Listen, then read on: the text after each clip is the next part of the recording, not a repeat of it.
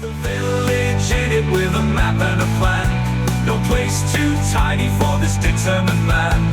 Crossing the counties one by one, you'll see in every English corner a bit of history.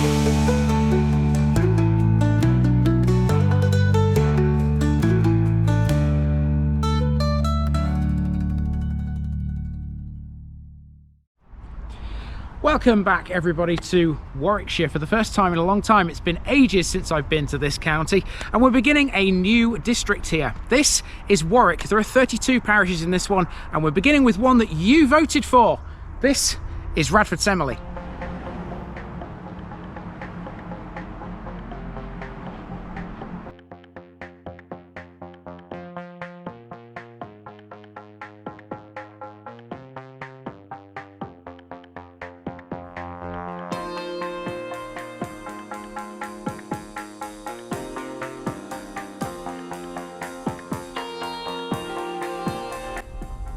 RADFORD SEMELE, Red Ford, held by the Semele family. Hello Warwick, TVI has made it as far as your beautiful part of the West Midlands, and we begin the series in a place called RADFORD SEMELE. Even though this is a Warwick Parish, RADFORD SEMELE is much closer to the spa town of Leamington. It lies on the A425 between that and Southam, which is 6 miles to the southeast. The name is a little complex, so let's break it down. Radford originates from Red Ford, the watery crossing over the nearby River Leam. Semele, the suffix, was added due to the village's connections with a French family. They came from Saint-Pierre de Semele in Normandy and were lords of the manor. Radford has a lot of history for such a small place. Some of it is obvious, other bits less so. First of all, evidence in the form of an axe and 2 flints dating back to over 300,000 years ago were discovered in 1968, likely belonging to ancient Britons. Coins from the Roman period have been found in several gardens of the village, and therefore it's believed that there was a habitation here from at least the year 300 AD. A Roman villa was also excavated here in 1974. North of the village is the Grand Union Canal, built in the 1790s. Adjacent to that, there used to be a railway line, the one that connected Weedon to Leamington Spa. That closed to passengers in the 1960s, and now it's a cycleway. In more recent times, Radford was famed for brewing. So, in all, this will be a great start to the district. Let's get moving and learn about it all. We start with the Grand Union Canal, which runs along the northern edge of the parish where RADFORD SEMELE meets Offchurch. Now, it's a famous fact that Birmingham has more canals than Venice. I know we're not in Birmingham here, but we're close enough. This was built in the 1790s and opened fully in 1800. It was originally called the Warwick and Knapton Canal, but was later renamed. It was once a hive of industrial activity, but now it's a bit more serene. There were up to 10 wharves along this canal. Today it's used primarily by holidaymakers who use pleasure cruisers or privately owned narrowboats. It also acts as a reservoir, storing water for times of drought. In 1925, the canal was widened and improved as part of a modernisation programme. Between Offchurch and RADFORD SEMELE, the ground is certainly not flat. That means there's a series of locks allowing boats to deal with the gradients. This is Radford Bottom Lock number 23. It's one of the 20 that lift the waterway 146 feet to join the Oxford Canal at Knapton. The history of RADFORD SEMELE's canal locks includes lock houses built for the lock keepers. These houses are marked on the 1886 Ordnance Survey map. Something else historical you may find as you walk alongside the canal, by the way, comes from World War II. Look carefully as you enjoy the canal side walk, and you may find a brick and concrete pillbox. It's located on the old railway embankment at the western end of a former viaduct over the canal at Radford Locks.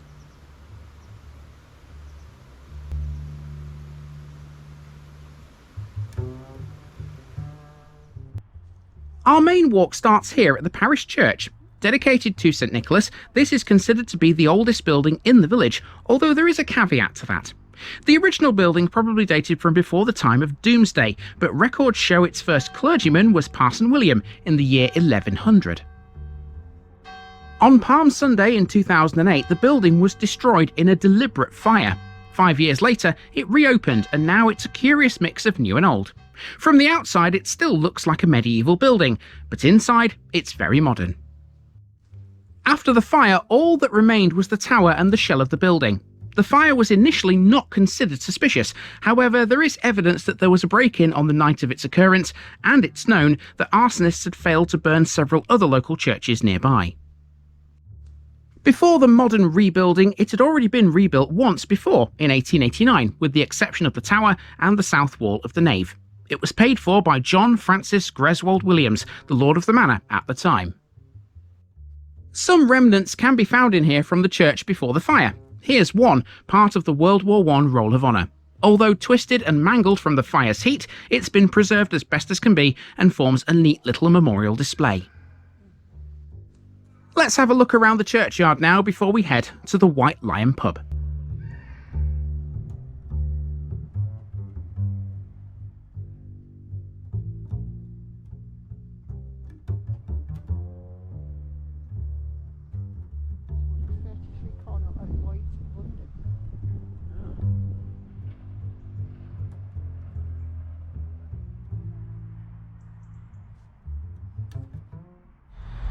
Now, for this run of episodes out here in Warwick, I am not alone. The wife is here and hasn't been in an episode for a long time. Yeah, I've just been talking to the church warden in there, and this church was burnt down. We'll probably find some history of it and add it in, you know, if not already. But they rebuilt it and they've kept as many original features as possible. But then it's added a whole new dimension because they've changed the altar, the placement of the altar, and made the church, it's completely different. A lot of churches can be quite gloomy and dreary looking and dismal and cold, but that is such a warm and welcoming and inviting place.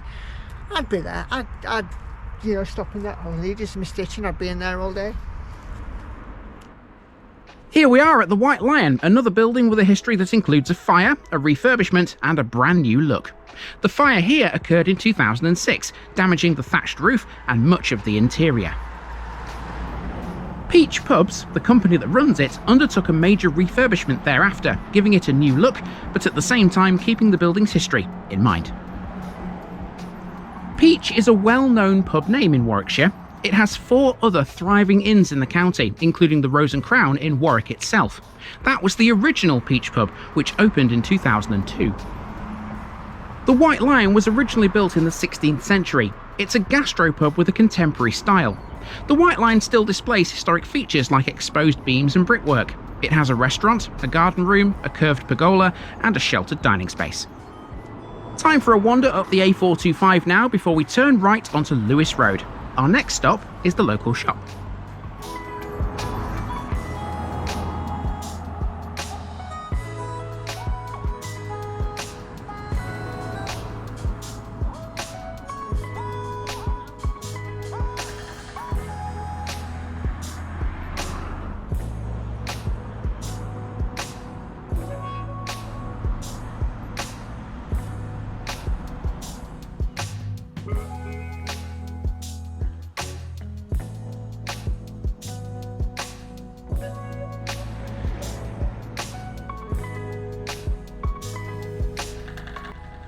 On the little green outside the shop is a water pump.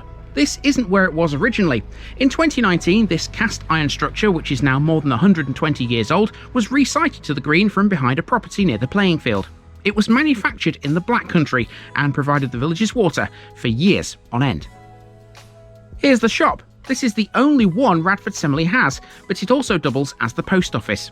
Next door is a beauty salon and a hairdresser's. The green is a good place to sit and watch the world go by. Vicky thought so anyway, with crochet in her hands and a smile upon her face. The green also has the parish notice board, so let's get that out of the way. If you're new to TVI, let me explain. When I visit a parish, I mark that I've been by leaving a card on the notice board. That's 1 down, 31 to go in Warwick. Next, it's the Baptist Church.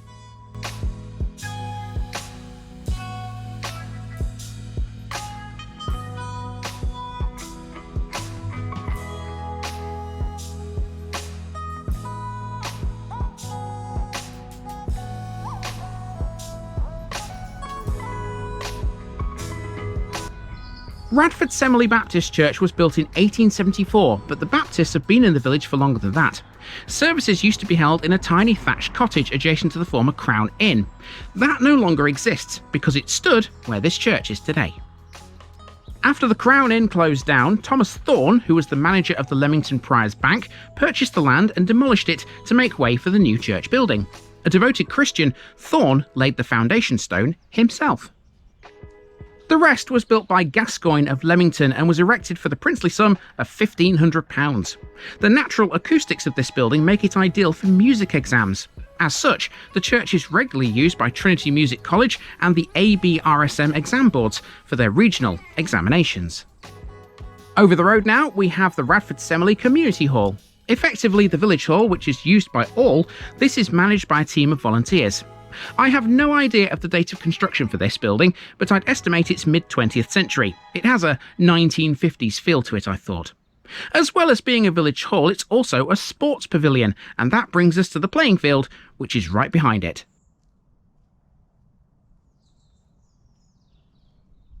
Okay, so we're about halfway round at this point in time, and Oh, really? yes, I we're. said this was big. It is big. It is big. Okay. You probably don't. Nikki probably doesn't realise just how big this place is. To be fair, with all the weight you've lost just recently, because now you're like a train. You are. You never know when to stop. Duracell bunny. Duracell, but that's got connotations, hasn't it? No, it hasn't.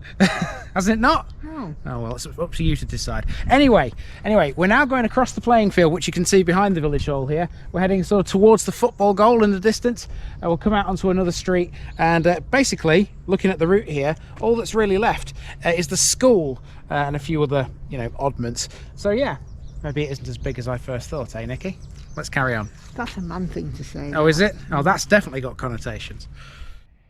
Radford Semele's playing field is owned and maintained by the parish council. They ensure it's safe to use and accessible by regularly cutting the grass and maintaining the children's play areas. In recent years, a grant of £30,000 was awarded by HS2 to set up an outdoor gym here. The money was from HS2's Community and Environmental Fund, which is available to places which are demonstrably disrupted by the construction of the new high-speed railway between London and the West Midlands. After passing through the playing field, we're now on the final stretch of the route. The last major landmark is the primary school just a ways up this road. There's not much information available for the school though. Much like the community hall, I was unable to pin down a date of construction or any kind of useful information. No matter though, let's just enjoy these last few steps before we reconvene with the A425.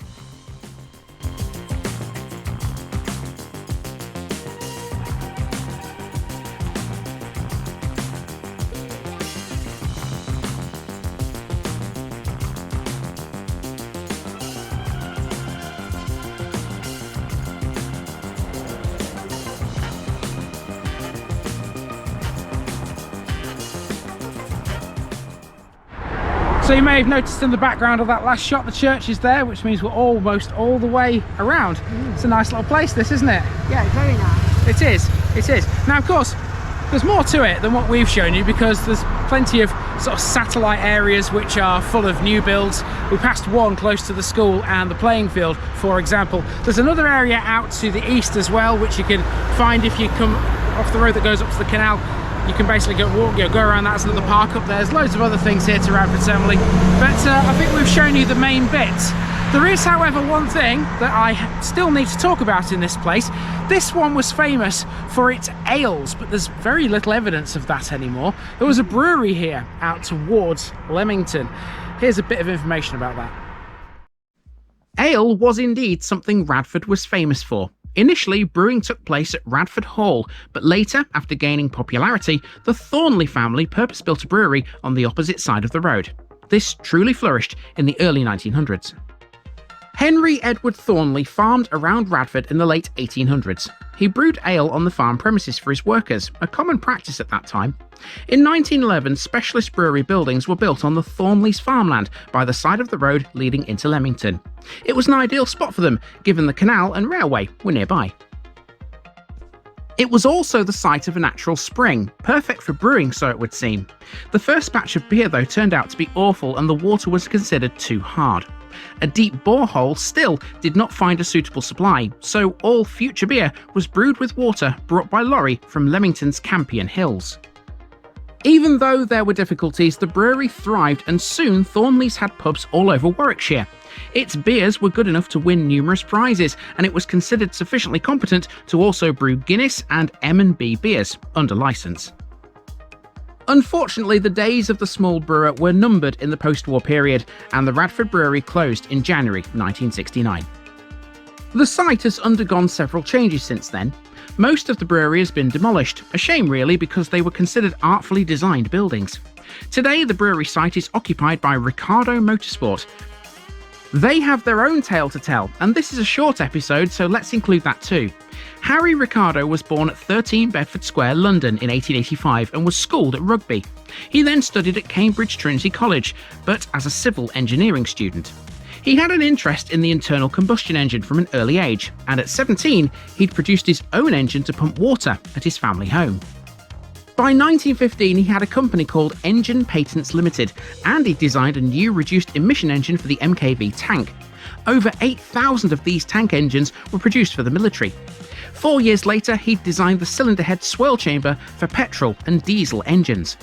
Fast forward to 1927 and Ricardo Consulting Engineers were formed in Shoreham by Sea. This is what would become Ricardo plc as it is today. In 1980 they developed the viscous coupling used in Group B rally cars and on the Ford Sierra XR 4x4 and Sapphire Cosworth.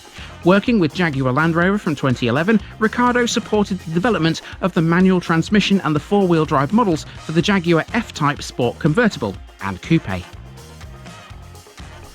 Well, you certainly can't deny that Radford Semele is a village that has a lot to offer. From the canal, to the brewery, to the fires and the history of the Baptist Church, a lot's gone on here, don't you think? Join me tomorrow for another Warwick Parish. We're heading south next towards a village which is linked heavily with death.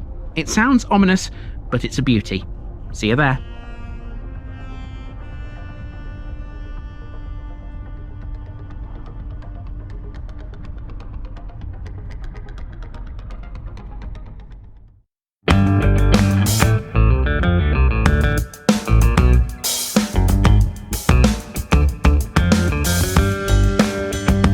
Now, just before I go, remember, this video is part of a huge project to visit every civil parish in England. That's more than 10,000. These routes are pre-planned, and due to time constraints, I can't cover every detail or walk down every street. Please don't complain if this video missed something out. I pronounce names how I choose to. I am very aware that local dialect may vary, and I don't take kindly to criticism about this. You've been warned.